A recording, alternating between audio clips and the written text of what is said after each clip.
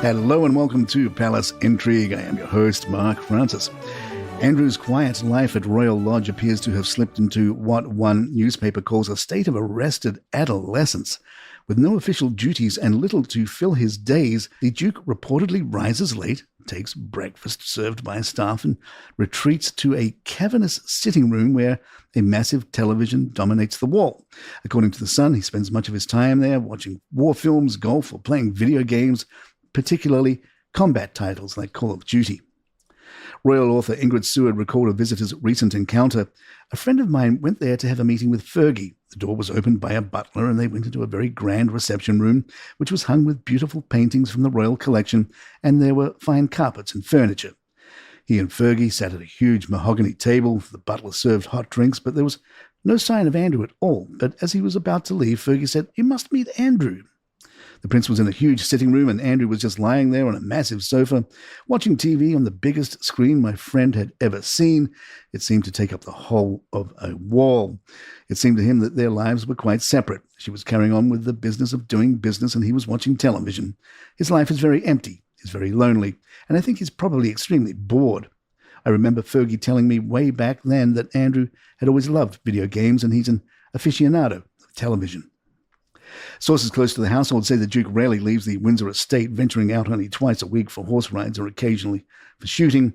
Even then, Seward notes, he's not a particularly popular figure at the stables, adding that Andrew is wary of photographers who linger nearby, hoping for a lucrative picture. His life is very empty, he's very lonely, and he's probably extremely bored. Friends of Sarah Ferguson say she's in an emotional limbo as the Royal Lodge saga nears its endgame, claiming she has nowhere to go and no one to go with if she and Prince Andrew are finally forced to move out.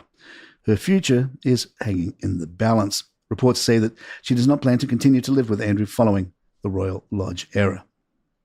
Lady Samantha Carbisdale, the businesswoman and barrister who offered Prince Andrew refuge at her Scottish estate, has now withdrawn the invitation after receiving what she described as a wave of violent threats. Lady Samantha, who owns the 19-bedroom Carbisdale Castle in Sutherland, made headlines last week when she publicly offered Andrew and Sarah Ferguson a place to stay, suggesting her estate was more fit to receive a prince, amid reports the couple may be evicted from Royal Lodge.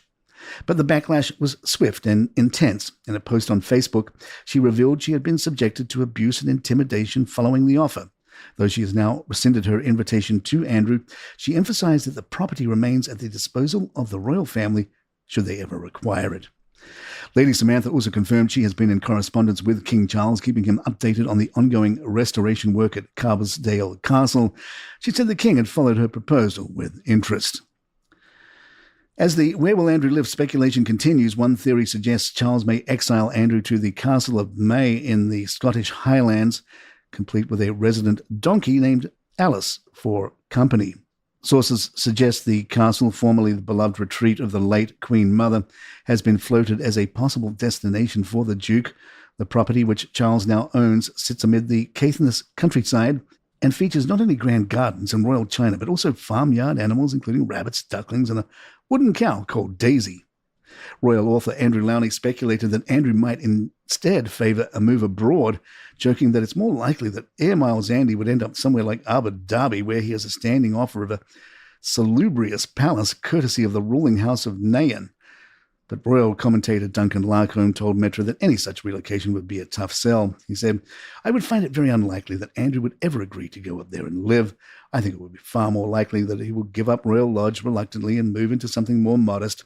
He's very close to his two goals, and he has to consider what it means for Fergie." For the two of them to be retired off to a castle in rural Scotland is like something out of a Brothers Grimm tale, isn't it? I think Frogmore Cottage is a more manageable size, and it would be ideal if he moved there. More palace in just a moment.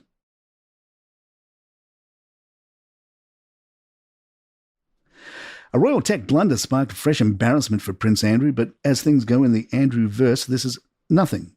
Andrew's previously defunct official website unexpectedly sprang back to life, this time in Vietnamese. The theory is that someone was cleaning the website to remove titles and whatnot, and somewhat went sideways.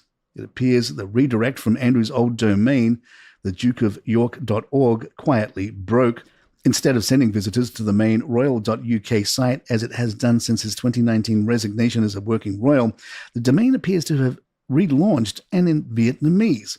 We checked it out ourselves, and it was in Vietnamese, although we were able to translate it to English, which revealed some usage of the Duke of York title. In the New York Times, Tanya Gold writes, "Monarchy is a lottery. Sometimes you get a dud." Her take on Prince Andrew: in public, he presents less as someone unable to tell the truth than as someone who is unsure of what the truth is. In what may have been the weirdest part of the infamous BBC interview, he said that Miss Joffrey couldn't have thought he was sweaty when she said they danced at a nightclub because he said he cannot sweat, a medical condition that dated back to his combat tour in the Falklands War. He is vain, and he thought he could redeem himself by force of personality. He was wrong. The myth, of course, is that the royal family is ordained by God and can therefore only be unordained by God. God so far has said nothing as far as we know. In reality, the British royal family rules by consent in a part of the world that toppled many of its crowned heads. Habsburgs, Hohenzollerns, Romanovs a century ago, their survival is dependent on good manners and public whim, their actions calculated for self-preservation. You don't keep a throne for 1,000 years by being sentimental. If Britons no longer consent to Prince Andrew, then making a once Duke of York live as mere Mr. might be a perfect expression of the constitutional monarchical ideal, power and submission. Andrew once told a journalist he would rather be a plumber than a prince. Perhaps there's still time. In The Spectator, Alexander Lowney writes, "It is looking increasingly likely that long before William accedes to the throne, Andrew's personal position will have shifted. It always seemed a close-run thing as to whether it would be money or sex that brought Prince Andrew down, given his alleged deep interest in both such matters. Were I the disgraced royal, it would be heading off on a private jet to the UAE or similar berth as swiftly as I could, to spend my days in exile there at the behest of some Middle Eastern potentate who is less bothered about Andrew's actions than the outraged people he once called his subjects. His boot-filling career as a trade envoy has ensured that he has numerous contacts of dubious degrees of probity who will only be too keen to ensure a palace or similar grand residence can be placed at his disposal. A wiser man would long since have accepted that this is the only conceivable option that remains for him, but Andrew is a toxic combination of stupid and stubborn. He still believes that some evidence will emerge that will clear his name and allow him to resume his place at the heart of the royal family. He continues to deny all allegations against him and apparently considers that leaving the country will be tantamount to an admission of guilt. Yet, like his similarly disgraced great-uncle, the Duke of Windsor, it is obvious that his life in Britain is now untenable.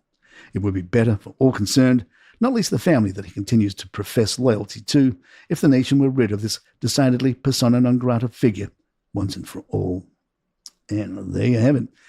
If you'd like to email us, our address is thepalaceintrigue@gmail.com. Please follow us on Spotify, Apple, or the app of your choice, and you can find us on Facebook and Instagram and all the social media sites.